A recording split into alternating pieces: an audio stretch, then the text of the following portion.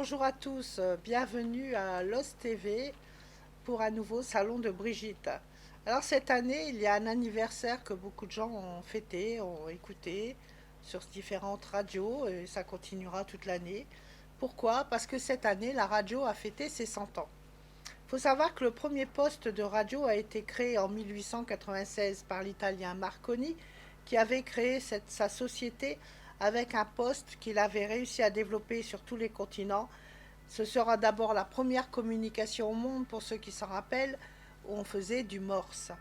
Ensuite, en 1921, est née la première radio officielle, radio française, à la porte de la Tour Eiffel, à l'initiative d'un constructeur de radio, M. Radiola, et de la presse de Le Petit Parisien. Ensemble, ils se sont réunis pour faire de cette première radio la première radio de France. L'animateur vedette s'appelait à l'époque Marcel Laporte. En 1923, la radio devient contrôlée par l'État. Les pubs sont interdites. C'est le début du parrainage pour diffuser des concerts.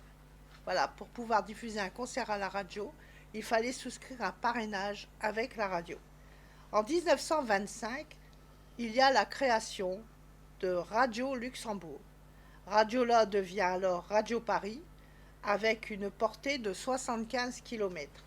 Les pubs deviennent donc autorisées pour payer le fonctionnement de ces radios, puisqu'on s'est aperçu qu'il y avait besoin de personnel, qu'il fallait payer ce personnel, et que pour trouver l'argent, il n'y avait rien de mieux que de financer par les publicités à la radio. En 1926, il y a la création de Radio 2L. C'est la coexistence de la radio d'État et de la radio privée, qui limite à 13 les radios privées. En 1933, il y aura la création de la redevance audio pour soutenir les radios d'État. Voilà, à cette époque, en 1933, toute personne qui possédait un poste de radio devait payer une redevance, comme la redevance télé. Voilà, il existait cette redevance de la radio. Ensuite, en 1948, c'est pas si vieux que ça, on a inventé le premier transistor. Puisqu'avant, c'était comme on appelait les postes à galène. Ensuite est arrivé le premier transistor. En 1950, il y a la création de l'UER, c'est l'Union européenne de radiodiffusion, qui est donc la base de l'Eurovision. Puis en 1981, il y a la naissance des radios libres. Ce sont les premières radios FM, qui ont été créées le 27 novembre 1981 par Philippe de Villiers. Alors cette première radio FM va être créée aux Herbiers et elle va s'appeler Radio Est. On se retrouve ensuite avec toutes les petites radios FM qui ont été créées et nombreux d'entre vous se rappelleront de Radio Quinquin, qui était une radio FM de notre coin. Maintenant, nous sommes à l'ère de la web radio, c'est-à-dire que vous ouvrez Internet, vous tapez le nom d'une radio sur Internet et vous pouvez l'écouter directement sur Internet.